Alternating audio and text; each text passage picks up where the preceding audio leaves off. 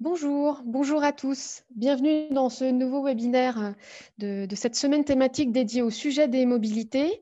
Je suis Emmanuelle Lebris, chef de projet du programme Petite Ville de demain à l'Agence nationale de la cohésion des territoires, donc agence qui pilote le programme Petite Ville de demain. En guise de préalable, je voulais vous rappeler quelques règles et quelques consignes pour le bon déroulé de cette séance. Compte tenu du nombre de participants qui je le sais, sera élevé, je vous propose que vous puissiez manifester vos questions à travers le système de questions-réponses que vous trouverez en bas de votre écran. Nous y répondrons à l'oral dans la plupart des cas, parfois par écrit. Et si jamais on était un peu contraint par le temps, on s'engage à pouvoir y répondre ultérieurement. Si vous avez des éventuelles difficultés techniques, je vous invite à privilégier le chat. L'équipe du programme qui assiste à ce webinaire pourra y remédier. Et enfin, vous indiquer aussi que la réunion est enregistrée et que le replay sera disponible dans les prochains jours sur la chaîne YouTube des Petites Villes de demain. Donc, on est très heureux de pouvoir vous accueillir autour de ce sujet de la mobilité, un sujet à enjeu pour les citoyens et pour les territoires.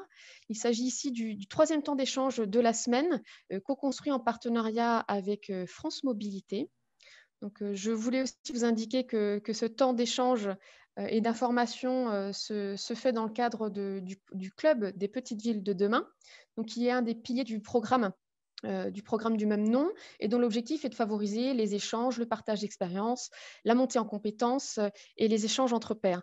Nous avons donc besoin de vous aussi pour construire dans les prochains mois ce club, en participant bien sûr à ces événements, mais en vous proposant aussi d'indiquer quelles sont vos attentes, tant sur les sujets à traiter que sur la façon de le faire.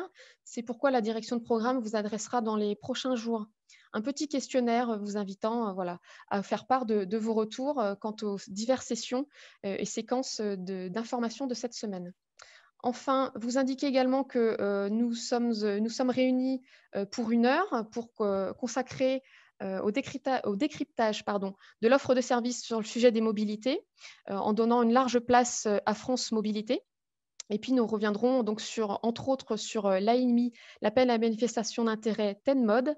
Et puis, pour vous montrer aussi que le champ des mobilités est investi par ailleurs à travers d'autres partenariats, nous donnerons la parole à Gare et Connexion, à Monsieur Stanislas Sébron de Lille, qui interviendra pour expliciter la démarche 1001 gares.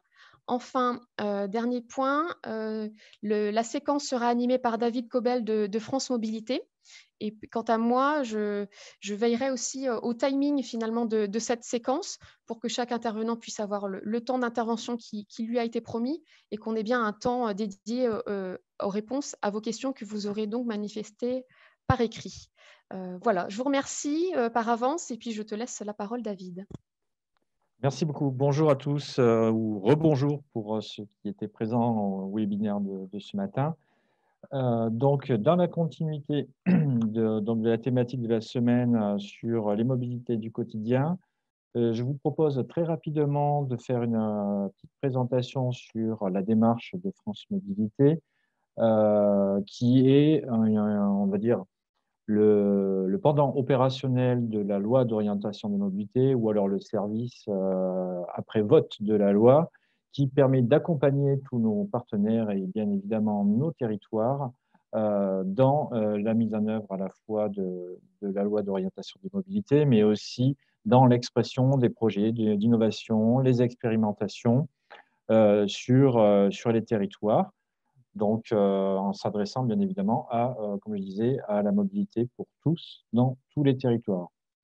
Très rapidement, cette offre de France Mobilité, vous la retrouverez dans son intégralité sur le site internet qui y est dédié.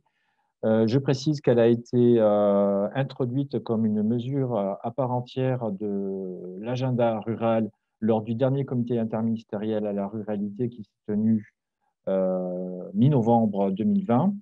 Et donc, l'objectif est ici de vous présenter très rapidement cette offre, en quoi elle consiste et comment cela peut vous être utile en tant que territoire petite ville de demain, embarquant les EPCI, les communautés de communes et les différentes échelles territoriales, comment cette offre de service peut vous accompagner.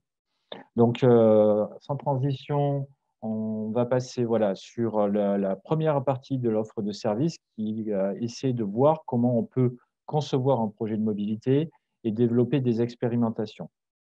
L'idée étant que, en tant que territoire, je peux avoir un projet de mobilité à l'échelle de mon territoire, avec une focale qui est plus ou moins variable, qui peut être dans le cadre de la prise de compétences mobilité autorisée par la loi d'orientation des mobilités, ce dont on a parlé ce matin, mais on peut avoir aussi des projets envie d'expérimenter de nouvelles solutions de mobilité du quotidien pour pouvoir amener des éléments de réponse ou des réponses concrètes à nos citoyens.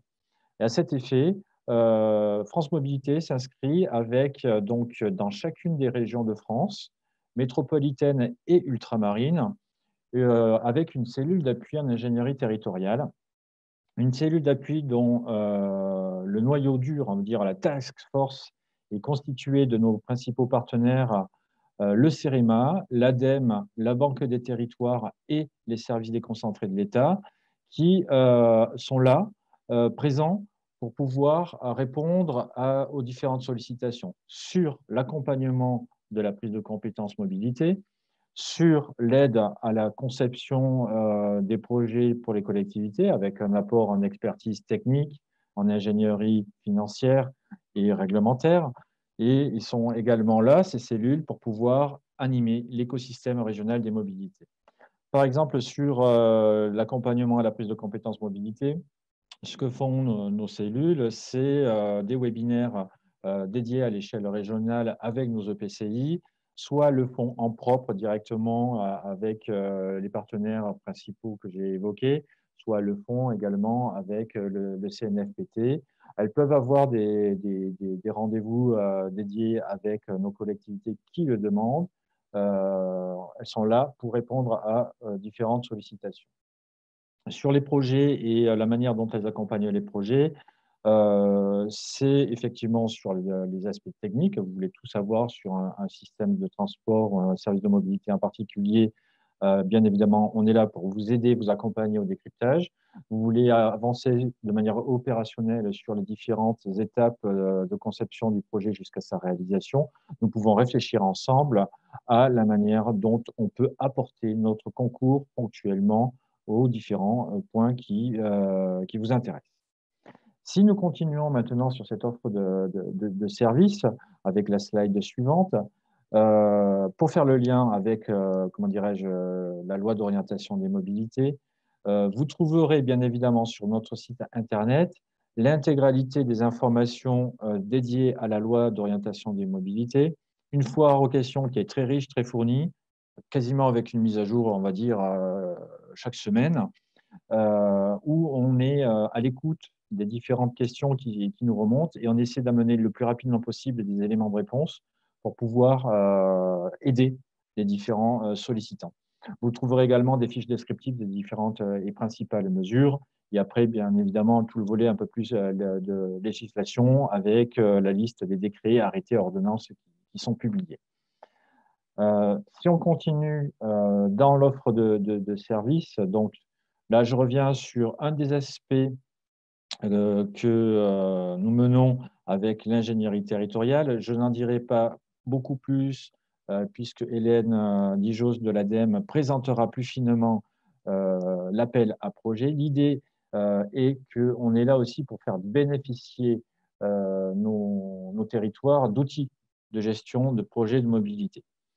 Par exemple, on a mené depuis 2018 4 éditions d'un appel à manifestation d'intérêt territoire d'expérimentation des nouvelles mobilités en territoire peu dense, ce qui nous a permis déjà de créer une bonne dynamique de réseau puisque près de 165 territoires ont candidaté et plus de la moitié, presque une centaine, ont été lauréats de cet appel à manifestation d'intérêt qui permet, comment dirais-je, d'avoir un accompagnement sur le territoire et bien évidemment aussi de faire émerger des solutions. Une nouvelle édition 2021 est en cours et donc Hélène vous la présentera par la suite, puisqu'effectivement les territoires PVD dans leur ensemble, en grande maille, sont des candidats éligibles a priori selon les critères territoriaux potentiels sur cet appel à manifestation d'intérêt. Pour pouvoir continuer avec les outils de gestion des projets de mobilité, France Mobilité s'est penchée toute l'année dernière à la création de 2 boîtes à outils très importantes. Une relevant de la commande publique et une relevant de l'orientation des financements. Sur la commande publique, on s'est projeté dans l'idée que les territoires qui auront avancé, pris la compétence, à un moment donné, elles basculeront dans l'opérationnel.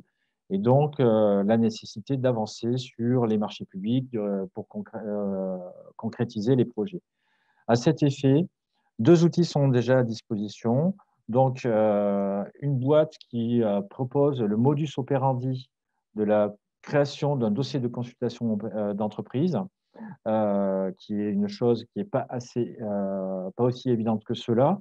Et également, nous avons mis à disposition une base de données en libre accès qui référence tous les marchés qui ont été passés depuis l'année 2014 et avec une mise à jour mensuelle aujourd'hui, tous les marchés publics qui ont été passés sur le secteur des transports avec leur DCE et les avis d'attribution. Ce qui est bien, parce que ça évite de repartir d'une copie blanche dès lors qu'on veut construire un marché public, ou voire même dès lors qu'on veut répondre à un marché public, on peut aller s'inspirer en regardant ce qui est dans la base de données, au regard des avis d'attribution. Sur le qui dit projet, qui dit expérimentation, dit aussi comment je finance tout cela. Et on s'est rendu compte qu'effectivement, il y avait pas mal de guichets, quand bien même on avait du mal à trouver ces guichets ou à pouvoir les capter au bon moment. Pour cela, on a mis en œuvre très rapidement une cartographie des dispositifs de financement, je dirais financement hors financement de droit commun et hors fiscalité.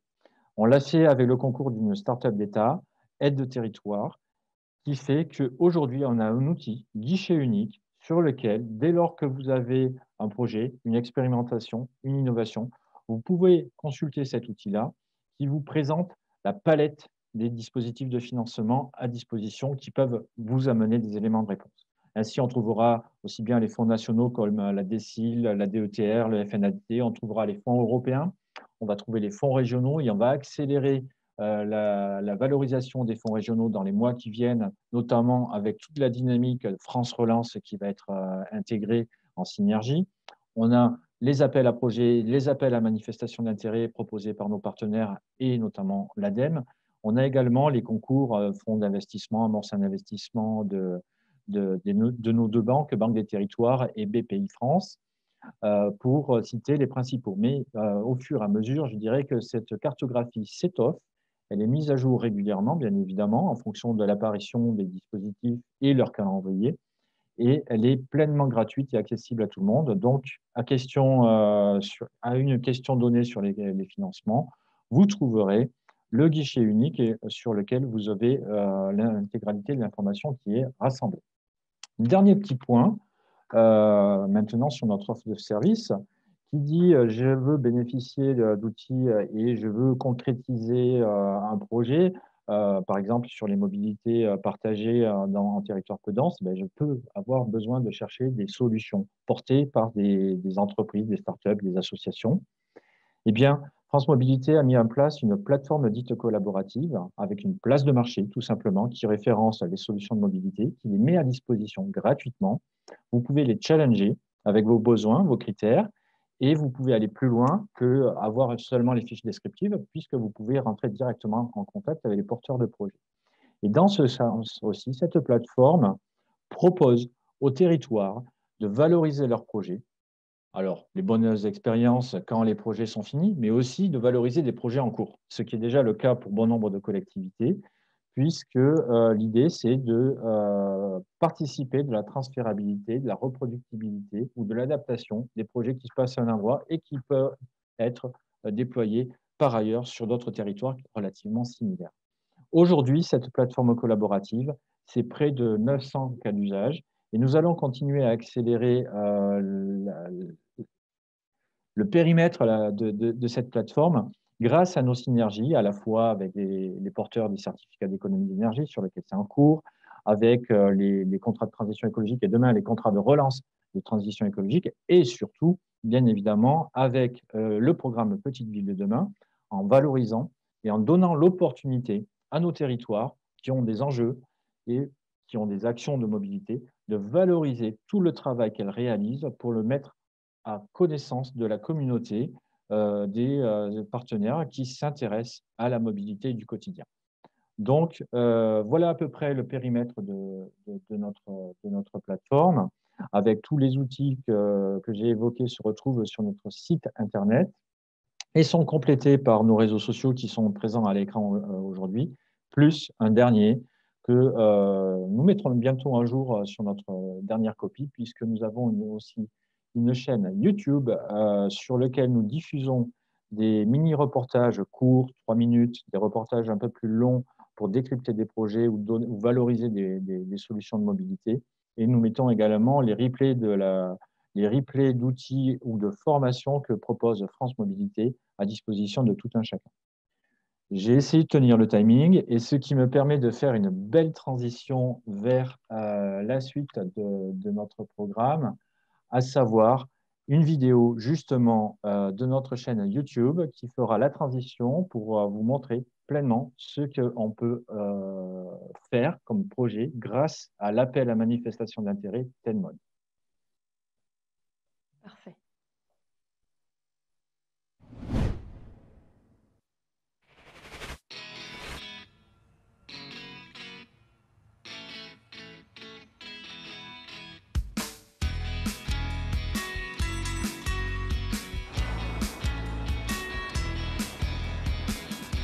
La peinture est encore fraîche, mais ça y est, les habitants de Thouars ont une maison des mobilités. Bonjour. Bonjour. Il y a beaucoup de gens qui ont des problèmes de mobilité dans la région? Mais on pensait qu'il y avait beaucoup d'anciens, mais je crois qu'il y a beaucoup de jeunes aussi, hein, parce qu'il y a plein de gens ici qui cherchent du travail, mais ces gens-là n'ont pas de moyens de locomotion. Confiée au centre socio-culturel du Thouarçais, la Maison des Mobilités a donc pour mission de coordonner et de faire connaître des solutions alternatives à la voiture individuelle. Alors ça vient complètement servir un de nos piliers du projet de territoire qui est la transition énergétique. Une des difficultés, c'est d'organiser les transports collectifs. Donc, il y a eu des tentatives de fait au niveau de la communauté de communes avec le Combus qui existe toujours, qui a toute sa place, qui est nécessaire, mais dont on a vite aperçu qu'il y a un certain nombre de publics qui passaient à côté de possibilités de déplacement. Donc il a fallu innover. Tout a commencé en février 2018 avec la mise en place de T-Solidaire, un service de transport solidaire assuré par des bénévoles. Le transport solidaire, c'est un moyen de transport en fait, mais c'est plus que ça, puisque là, ça crée un lien très important entre le bénévole et l'utilisatrice. C'est la première fois que j'emmène Madame Picno à Angers. On se connaissait pas, mais alors je crois qu'on a rigolé. En sortant du médecin, on a pris un petit café tranquille. Puis on est revenu tranquillement. Puis depuis ce jour-là, Vous êtes devenues copines? Je vais la voir. On s'appelle souvent. Oui. Il y a un lien qui se crée. J'étais soignante et le relationnel avait vraiment beaucoup d'importance. Et je voulais continuer ce que je faisais, aider les autres. Le principe est simple, Adeline planifie les trajets et les conducteurs reçoivent un dédommagement de 35 centimes d'euros par kilomètre de leurs passagers. Donc celui-ci, c'est 8 km x 35 centimes, 2,80 €. T-Solidaire a permis 412 déplacements en 2018 et plus de 800 en 2019. Forte de ce succès, la Maison des Mobilités s'attaque maintenant à la location solidaire. Donc ça, c'est une voiture qu'on loue. L'idée, c'est vraiment de lever les freins à l'emploi et à la formation. Que des personnes ne puissent plus refuser un emploi ou une formation à cause d'un problème de mobilité. En fonction des distances, Adeline proposera la location d'une voiture, d'un scooter, mais de préférence celle d'un vélo électrique plus économique et surtout plus écologique.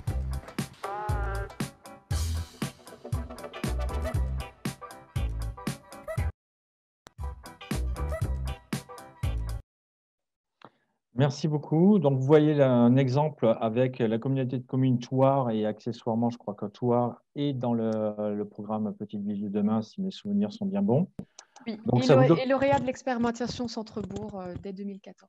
Voilà, donc ça vous donne bien une vision, un des exemples de ce qui est faisable et possible aussi sur nos territoires à travers la question de la mobilité solidaire. Vous trouverez sur notre chaîne, bien évidemment, d'autres exemples d'expérimentation sur le covoiturage, sur le vélo, sur les mobilités partagées, l'autopartage. qui sont possibles grâce à nos appels à projets et nos accompagnements des territoires. Je propose très rapidement, je vois qu'il y a trois petites questions, de les balayer rapidement et de faire ensuite la passe à Hélène pour la présentation de la MI Tenmod. Alors, sur les questions qui nous sont posées, il y a une question, est-ce qu'une antenne départementale de l'ARS peut faire appel à France Mobilité pour l'accompagnement dans son plan de mobilité? Oui, bien évidemment, vous pouvez les solliciter sans difficulté. Donc, vous trouverez sur notre site, dans les pages dédiées à l'ingénierie, les contacts mail génériques de nos cellules. Et derrière, les responsables prendront en charge les sollicitations pour pouvoir apprécier la sollicitation et porter des éléments de réponse. Il y a une question qui relève du Tenmod. Je vous propose de la garder puisqu'on va y répondre avec Hélène. Et la dernière question qui est: quelle est la démarche pour intégrer sa cellule d'appui régional et avoir accès aux différents webinaires qu'elle propose? Alors, petite précision sur nos cellules, ce que j'ai oublié de dire, c'est que notre noyau dur travaille bien évidemment en interaction avec les régions qui sont chefs de file à mobilité dans le cadre de la LOM et aussi avec les écosystèmes présents dans chacune des régions. Ce qui fait qu'on a peut-être un morphisme divergent, puisque dans certaines régions, on aura un écosystème spécifique qu'on ne retrouvera pas tout à fait de la même manière dans une autre région, mais ce n'est pas grave, l'objectif étant, bien évidemment, au contraire, d'être au plus près de nos territoires. Alors, comment intégrer la cellule d'appui?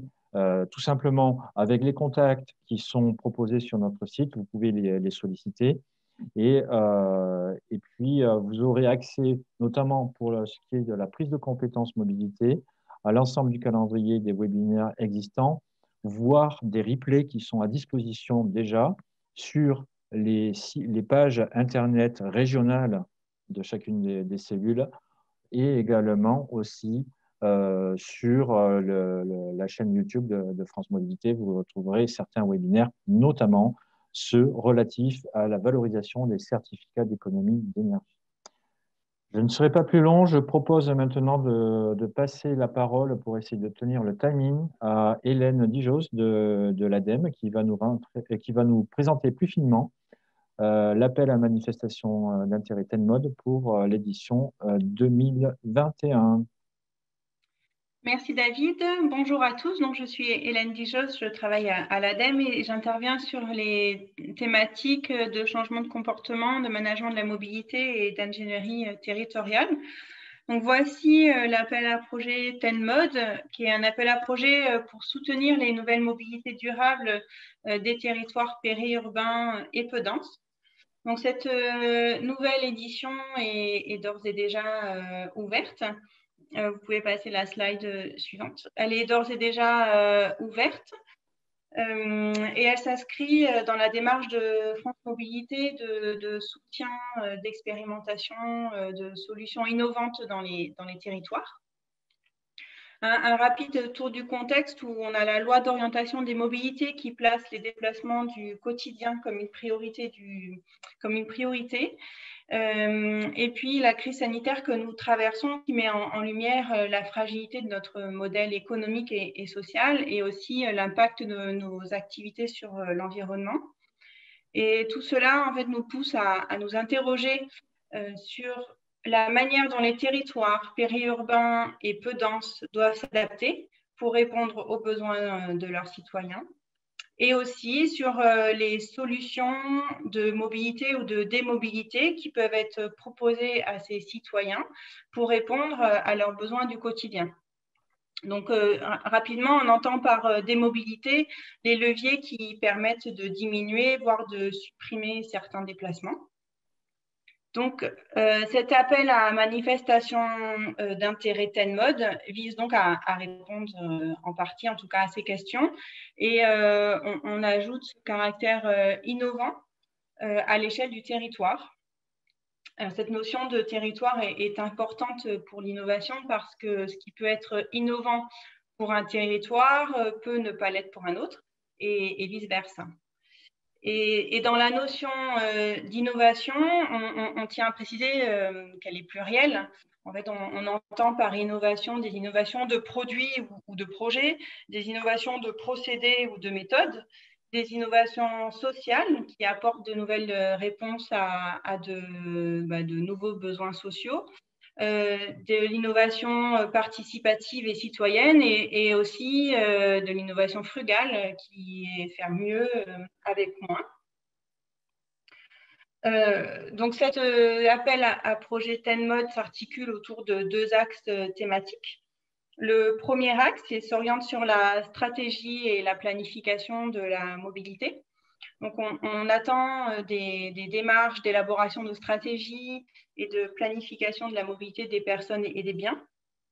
Et nous porterons une attention particulière sur les démarches qui s'inscrivent dans une vision durable, inclusive et solidaire.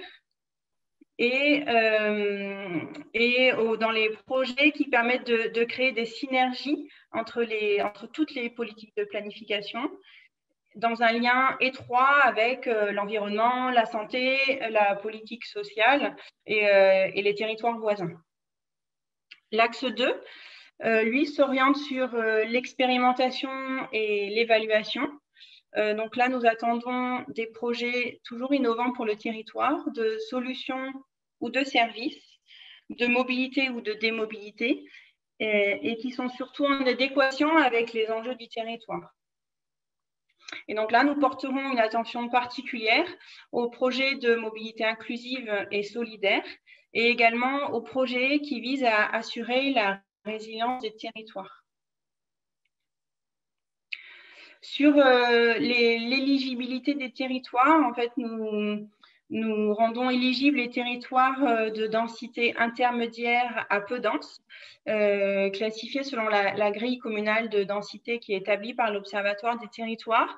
Et sur le lien inscrit sur la présentation, vous atteindrez la carte qui est présentée, et les territoires éligibles sont les territoires qui sont en vert foncé, vert clair et rose pâle, que ce soit dans les régions de France métropolitaine ou ultramarine. Vous pourrez vérifier votre éligibilité à partir de ce lien. Au niveau des porteurs de projets éligibles, pour l'axe 1, si je peux avoir la slide suivante, pour l'axe 1 qui est orienté sur la stratégie et la planification de la mobilité, les porteurs de projets éligibles, ce sont les autorités organisatrices des mobilités qui sont existantes ou celles ou les collectivités qui sont à vocation à le devenir et qui se sont engagées dans le processus de prise de compétences. Et également les candidatures qui sont menées dans une logique de mutualisation et de coopération à partir du moment où les autorités organisatrices de la mobilité sont compétentes, sont partie prenante.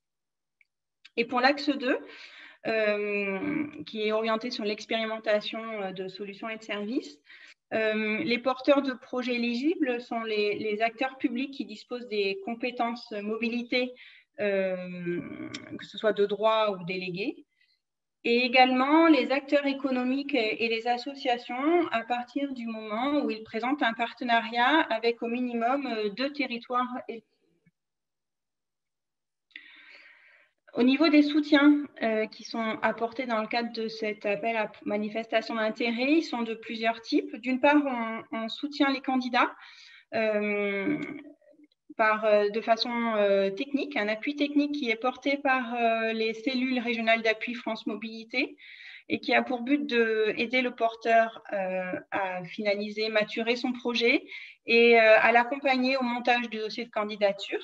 Donc, vous êtes mis en relation avec la cellule régionale d'appui à partir du moment où vous avez transmis au secrétariat de l'appel à projet votre dossier de pré-dépôt. Et ensuite, la cellule régionale d'appui prend contact avec vous pour vous aider à préparer votre dossier de candidature. Et si vous êtes lauréat, nous vous apportons 2 types de soutien. Un soutien financier à hauteur de 30 000 € maximum pour l'axe 1 de stratégie et planification et de 100 000 € maximum pour l'axe 2 d'expérimentation dans la limite de 50% des coûts éligibles.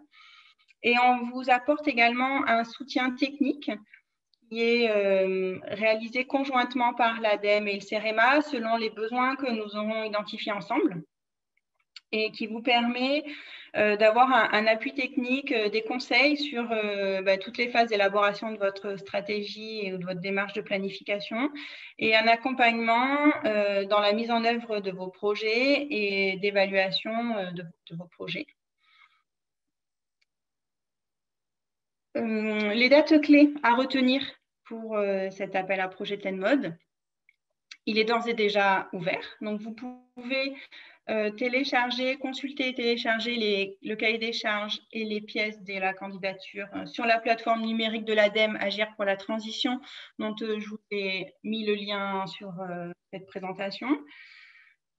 Et dès maintenant, vous pouvez envoyer votre dossier de pré-dépôt par mail au secrétariat pour pouvoir être mis en relation avec la cellule régionale d'appui. Ce dossier de pré-dépôt est assez, disons, simple à compléter. Il s'agit de la présentation de votre candidature, enfin de votre projet, de votre territoire, des enjeux. Et cela, vous devez le faire avant le 16 avril au plus tard, car les échanges de pré-dépôt avec la cellule régionale d'appui, qui sont obligatoires, doivent être réalisés avant le 30 avril. Donc, n'attendez pas le dernier moment pour déposer votre dossier de pré-dépôt. Et l'appel est clôturé au 31 mai 2021 à 12 h, où avant cette date, vous devez déposer votre dossier de candidature sur la plateforme numérique de l'ADEME Agir pour la transition. Nous avons mis en place un secrétariat, donc pour toute question, n'hésitez pas à les poser par mail sur l'adresse du secrétariat. Pour finir, on souhaitait vous présenter quelques exemples de projets lauréats des éditions précédentes. Tous ces projets sont disponibles en consultation sur le site de France Mobilité, où vous avez la cartographie qui est indiquée ici. Et sur chaque petit point, vous y trouvez des fiches projets et des contacts. Alors, je les ai choisis de façon aléatoire. Vous avez sur cette suivante le projet Rialto, qui est porté par la communauté de communes du Plateau Picard dans l'Oise, en région Hauts-de-France. Et ce projet propose la création d'un bouquet de services de transport adapté à chaque public ciblé et à l'animation d'une cellule d'information, d'orientation et d'aide à la mobilité. Vous avez le projet MobiPlume qui est porté par la communauté de communes du pays de l'Indre, dans le Pas-de-Calais, en région Hauts-de-France. Ce projet propose de développer des stations de mobilité électrique et de réaliser une application. Et toujours une animation de ce dispositif et des formations. Un autre projet qui est Covoie de santé, porté par la maison de service public de la commune de Saint-Gervais-d'Agne dans le Puy-de-Dôme en région Auvergne-Rhône-Alpes. Ils ont le projet de réaliser ils ont réalisé un diagnostic et puis créé et animé un réseau de conducteurs bénévoles et de personnes ayant besoin de se déplacer. Également le projet Parc Hérault Mobilité Inclusive porté par le département de l'Hérault en région Occitanie, qui a pour but de définir une stratégie territoriale de mobilité inclusive et de développer et de renforcer des mobilités durables existantes. Et enfin, Mobile Cob, porté par le pays Centre-Ouest Bretagne, dans les Côtes d'Armor, donc en Bretagne, avec la création d'un bouquet de services, covoiturage, autopartage, autostop organisé, transport à la demande, avec une coordination importante entre le pays Centre-Ouest Bretagne, les EPCI et les communes. Donc voici quelques projets lauréats. Et voilà, j'en ai terminé.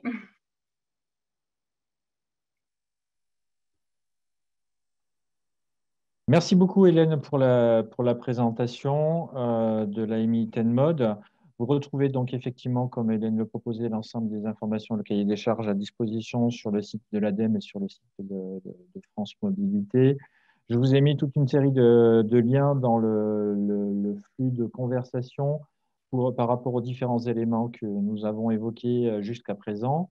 Ce que je vous propose, c'est de rentrer dans le jeu de questions-réponses, puisque je note que de nombreuses questions sont en train d'arriver, et de pouvoir y répondre en lien avec l'appel à manifestation d'intérêt TenMod notamment. Et je regarde le timing pour me dire qu'on est encore dans les temps, donc tout va bien. Alors, première question, peut-être qu'on va prendre 2-3 questions et faire des petits paquets pour être plus efficace. L'éligibilité des territoires peut-elle être à l'échelle de l'EPCI pour l'AMI TenMod en cas de candidature commune et non seulement à l'échelle des communes retenues? Si oui, est-ce dans le cadre du dispositif PVD ou de plan de relance? Je répondrai peut-être à cette question pour préciser. Alors, une remarque, l'ADEME lancera prochainement un appel à projet vélo qui permettra de financer les schémas directeurs cyclables. Oui, ça complète une des questions préalables qui était de savoir comment on peut financer les problématiques vélo.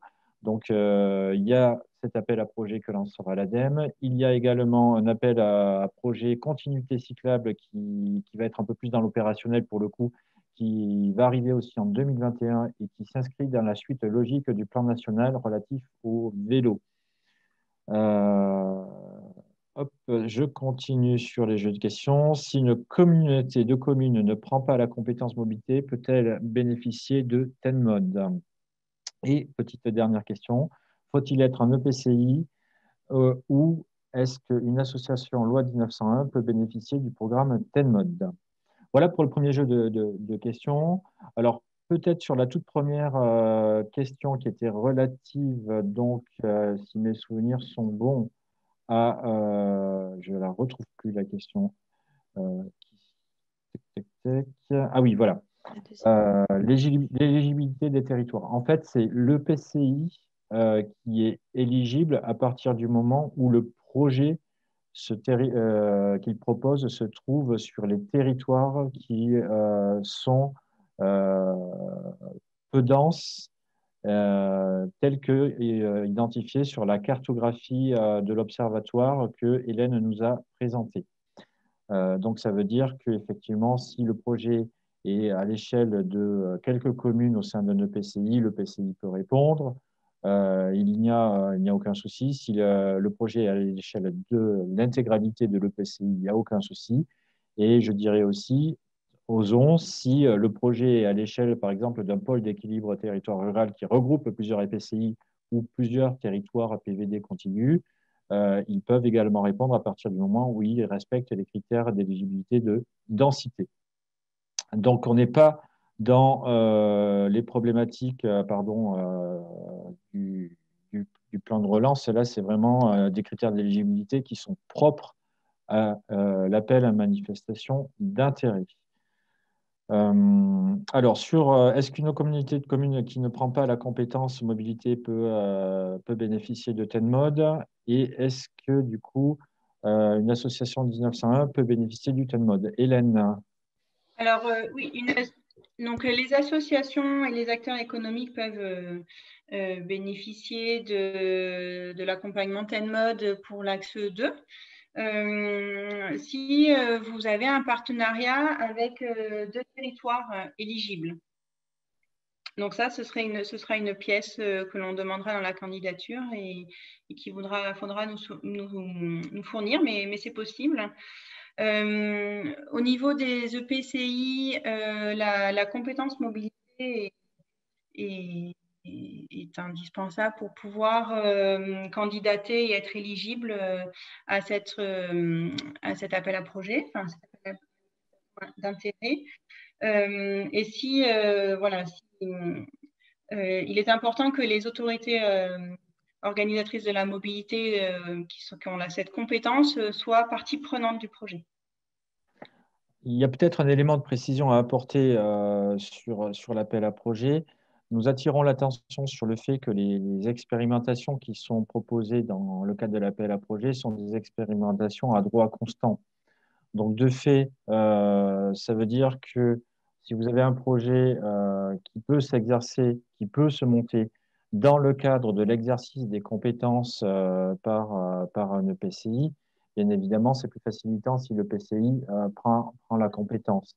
Il n'y aurait pas de justification à mener une expérimentation sur un territoire qui ne souhaiterait pas prendre la compétence. Je pense que ça ferait jurisprudence et ça risquerait de poser quelques soucis aussi, ne serait-ce qu'au regard du territoire. Donc, on n'est pas là pour mettre en difficulté les territoires, on est là pour bien accompagner et faire attention, tout en étant effectivement dans ce qui est de l'ordre du faisable à droit constant. Bien évidemment, si un territoire ne prend pas la compétence, mais qu'il est associé, donc, par exemple, au sein d'un PETR, si c'est un PETR qui candidate, probablement qu'au sein du PETR, tous les territoires n'auront pas pris la compétence, mais le porteur du projet étant le PETR dans le cadre de l'exercice dans le cadre des critères éligibles, pourra candidater de toute façon à l'appel à manifestation d'intérêt. Continuons sur les questions, puisqu'il y a encore quelques questions qui sont arrivées. Donc, une première question. En ce qui concerne les mobilités et leur aménagement via les dispositifs PVD, y a-t-il une interaction possible avec les attentes des communes en termes de mobilité touristique? Lien avec le territoire, les pistes cyclables et les cœurs de bourg. Pardon. Autre question, quelles aides possibles pour l'intégration des modes doux sur nos futurs aménagements de voirie? Alors celle-là, on la réserve puisqu'elle n'est pas dédiée à mode, mais on va y répondre.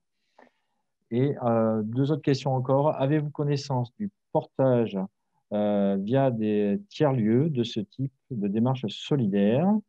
Je pense que là, on fait référence aussi à la vidéo qui a été présentée sur Tours. Et puis, dernière question. Avez-vous connaissance de projets qui utilisent les bus scolaires partagés? Alors, du coup, sur ces questions-là, on est plus large que sur le seul périmètre de la MI TENMOD. Donc, sur la première question relative donc, au dispositif, le lien mobilité-aménagement via le dispositif PVD, est-ce qu'il y a une interaction possible avec les attentes des communes en termes de mobilité touristique? Oui. La mobilité du quotidien, nous, on la conçoit au sens très large. C'est la mobilité du quotidien des Français sur leur territoire. Les questions touristiques intègrent cette mobilité du quotidien, bien évidemment. Alors, ce n'est pas le tourisme de masse qui viendra sur un territoire qui va nous intéresser. Ce n'est pas ça. C'est plutôt l'organisation de la mobilité au sein du territoire relatif aux enjeux touristiques. Et effectivement, c'est bien les éléments qui sont précisés, c'est quel lien entre le territoire et les outils d'aménagement possibles qu'il peut y avoir au sein du territoire. Les pistes cyclables dans les cœurs de bourg, tout simplement pourquoi? Parce qu'une piste cyclable en cœur de bourg participe peut-être et très fortement de la mobilité touristique, mais va participer aussi de la mobilité du quotidien des habitants du territoire qui pourront utiliser ces pistes cyclables pour aller au travail, pour aller chercher les gamins à l'école, faire des courses, etc. Donc, les aides possibles sur l'intégration des modes doux, on a commencé à y répondre à la fois avec les différents appels à projets qui arrivent en 2021 de la part de l'ADEME et Continuité cyclable.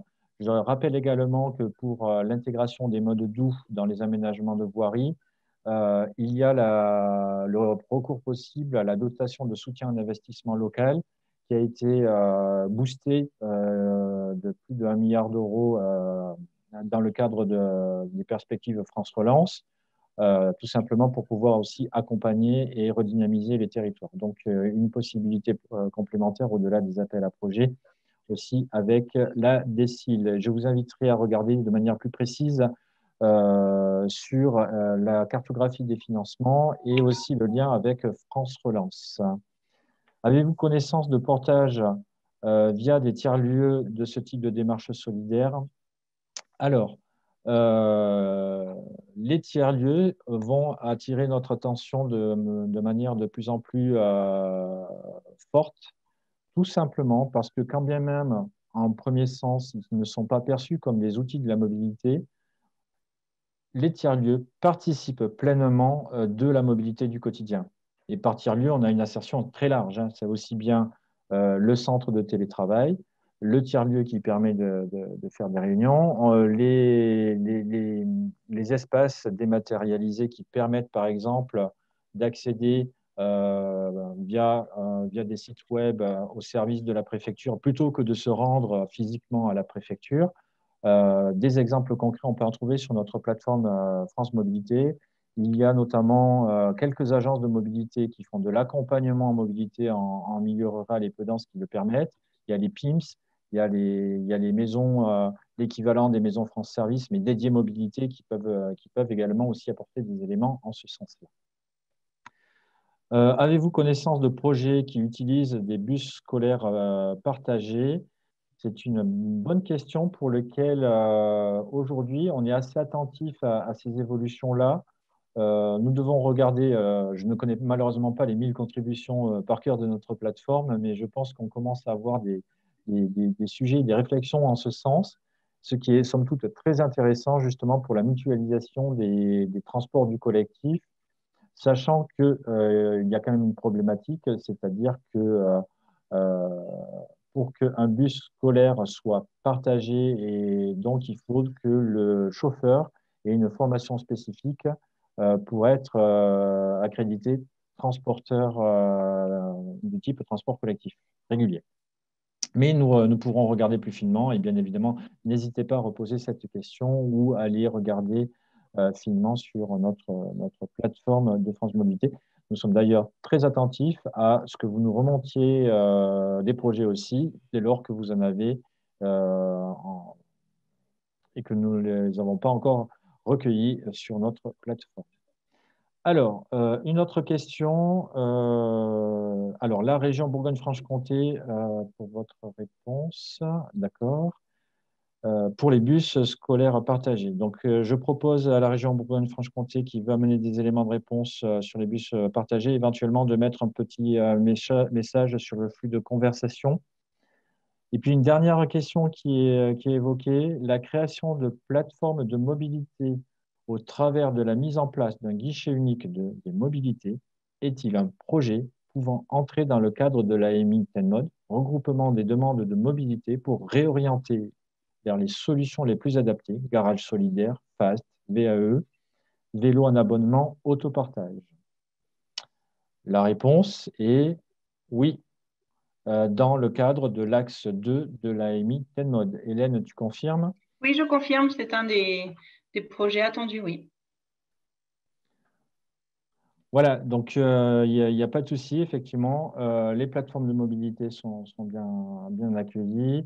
Vous verrez que tous les critères permettent de balayer les opportunités qui sont rendues possibles aussi par l'exercice des différentes compétences mobilité. Donc, on est bien sur les plateformes de mobilité, les mobilités solidaires, les mobilités douces, actives, les mobilités partagées. Et puis, on est assez attentif aussi à des questions qu'on n'a peut-être pas évoquées, mais la question de la logistique, le dernier kilomètre, pour nous, fait partie aussi des questions de mobilité du quotidien. C'est ce que nous a révélé la crise Covid, hein. Quand ce n'est pas l'individu qui peut se déplacer pour X, Y raison, c'est le service qui vient à lui, c'est le colis qui vient à lui. Et du coup, cette question du dernier kilomètre est aussi très intéressante dans la construction des projets de mobilité du quotidien. Donc, n'hésitez pas du coup à pouvoir contribuer et participer à cet appel à manifestation d'intérêt pour lequel effectivement nous sommes avec l'ADEME, avec le CEREMA, la Banque des Territoires, nos cellules d'appui, pleinement à votre disposition pour à la fois répondre aux questions que vous pouvez avoir et aussi pour pouvoir vous accompagner. Nous avons fini le jeu des questions-réponses et on est on time justement pour pouvoir laisser la suite du programme. Parfait. Merci David. Du coup, avec un petit peu d'avance, je vous propose de laisser la parole à Stanislas Debron de Lille de Gare et Connexion pour présenter la démarche 1001 gares. Et donc, ce sera peut-être l'occasion, à l'issue de cette intervention, de pouvoir répondre à des questions qu'elle susciterait. Je vous en prie, c'est à vous. Merci beaucoup. Bonjour à tous. Donc je représente Gare et Connexion, qui est la branche de la SNCF qui gère, exploite et développe les 3000 gares de France, puisqu'il y a 3000 gares aujourd'hui en France. Là, je viens spécifiquement vous parler d'un programme dont j'assure la coordination nationale qui s'appelle 1001 gares. C'est un programme assez récent qui a été lancé en juin 2019 et qui repose en fait sur un principe très simple, c'est que sur les petites gares, ce qu'on appelle les petites gares, donc petites villes, voire gares rurales, nous avons énormément de surfaces vacantes, qu'on n'a d'ailleurs pas encore complètement totalement dénombrées, pour être honnête, mais on a des dizaines de milliers de mètres carrés de surfaces qui sont inoccupées, soit parce que ça ne correspond plus à des réalités techniques, ou c'est aussi du logement, des étages de gare, des ailes entières de gare, etc. Donc, la philosophie de ce projet, c'est quoi? C'est de se dire, plutôt que de laisser ces locaux vacants et quelquefois ces gares fermées, parce que la conséquence, quelquefois inéluctable, c'est que la gare ne peut plus être occupée, finalement, ne peut plus être active, même si les trains continuent d'arriver. C'est de se dire, proposons de façon intelligente ces locaux au territoire pour qu'ils puissent y développer tout type d'acteurs, hein, collectivités, porteurs de projets privés, associatifs, pour qu'ils puissent y développer des projets utiles au territoire, justement, à l'économie locale, et pas seulement des projets commerciaux, c'est-à-dire des projets qui peuvent être des services, comme j'ai dit, de l'aide associative, des tiers-lieux, etc. Je ferai un petit bilan si j'ai le temps un petit peu des premiers résultats de l'appel à projet. Cela repose aussi sur un principe simple, c'est que nous avons essayé de simplifier au maximum en fait, le rapprochement de l'offre et de la demande par la mise en place d'une plateforme qui s'appelle, qui est assez facile d'utilisation et d'accès, qui s'appelle 1001 gares au pluriel.fr. Sur laquelle sont référencées, alors à ce jour, il y en a à peu près 600 ou 550 ou 600 gares qui sont proposées sur ce système. Et via cette plateforme, vous pouvez, les personnes intéressées peuvent déjà se renseigner sur les gares, sur les locaux disponibles. Hein, en général, c'est assez bien documenté. Et ensuite, si elles sont intéressées, nous ouvrons au fur et à mesure des appels à projets. Alors, j'insiste, je précise, c'est un appel à projet gare par gare. C'est-à-dire que ce n'est pas un appel à projet national avec 500 gares d'un coup ou 50 ou 100 gares d'un coup. C'est chaque gare fait l'objet d'un appel à projet spécifique sur lesquels on est vraiment dans la maille fine, hein, du territoire, sur lesquels les porteurs de projets locaux peuvent déposer leur candidature. Et donc, à l'issue d'une procédure assez simplifiée, on sélectionne les projets qui nous paraissent les plus pertinents. Et alors, pourquoi ce programme a un intérêt particulier?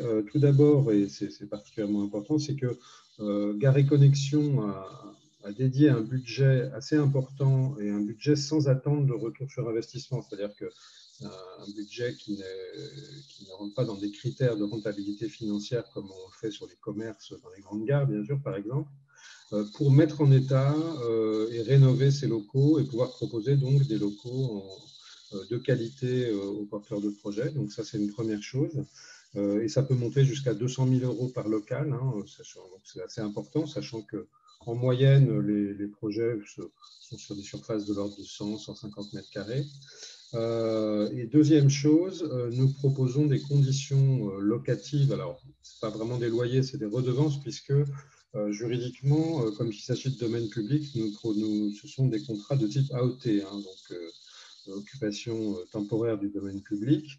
Mais nous avons une grande souplesse en matière de durée de ces conventions, parce que ça peut aller de 2-3 ans jusqu'à 15-20 ans pour les porteurs de projets qui voudraient sécuriser un peu leur investissement ou amortir leur investissement.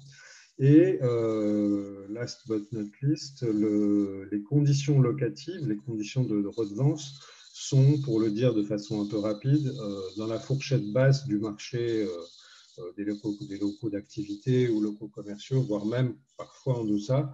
Comme je l'ai dit, ici la SNCF est dans une logique de péréquation, c'est-à-dire que l'argent assez important, alors à part en ce moment avec le Covid, mais qu'on gagne sur les grandes gares, par les commerces, par les locations d'espace, ici, on n'a pas d'attente, d'exigence forte de niveau de redevance. Donc, ce sont des locaux à des conditions vraiment préférentielles.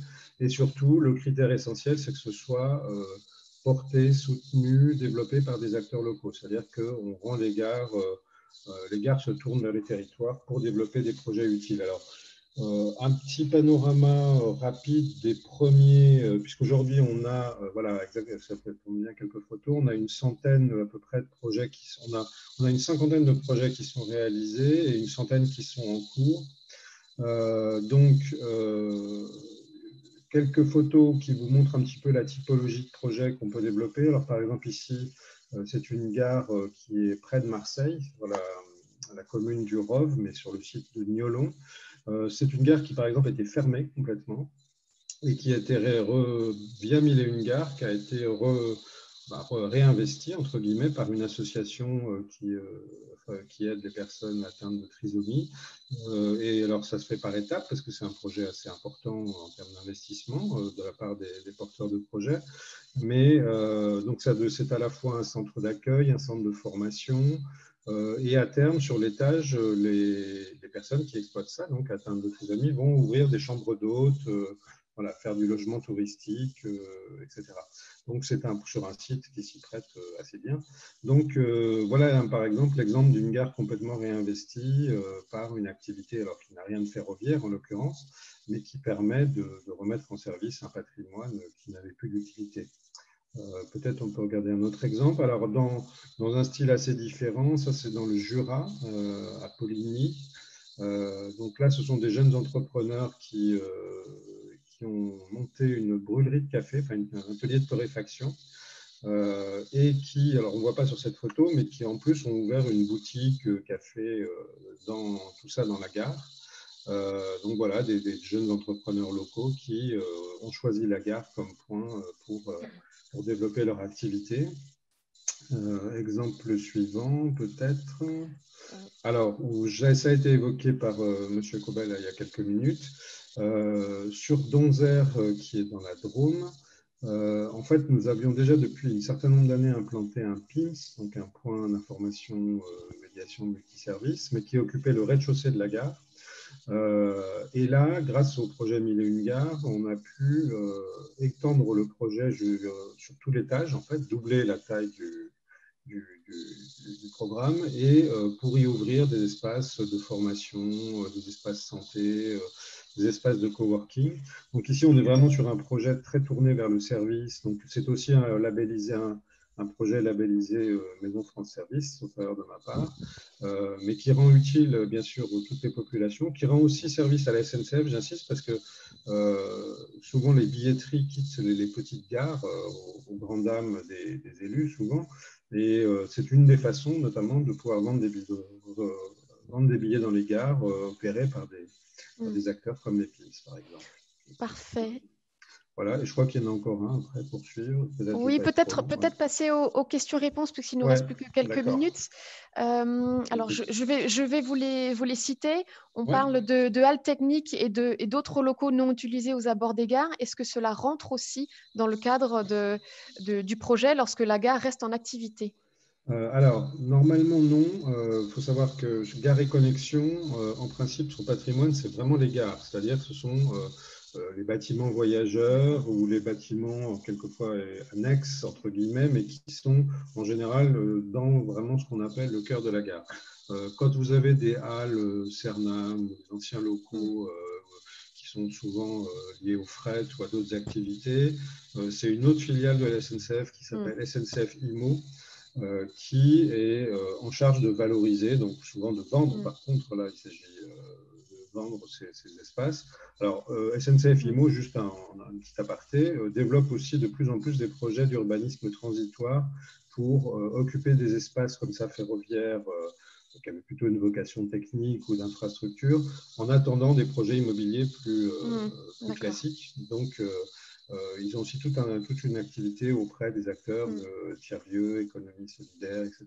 D'accord. Donc, votre réponse répond aussi à la question, est-ce que les terrains désaffectés aux alentours de la gare peuvent être concernés? Vous venez du coup en général, d'y alors, répondre. je ne veux pas faire un nom catégorique parce que même si à la SNCF, on est parfois un peu siloté entre toutes nos différentes branches, si on a quelques projets sur lesquels on conjugue dès la mise en location d'espaces en gare.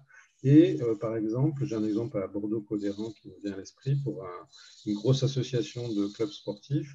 Elle développe un espace de danse gymnastique dans la gare et elle construit sur un terrain limitrophe elle-même, donc c'est un autre montage, un dojo, je crois, pour des arts martiaux. Donc.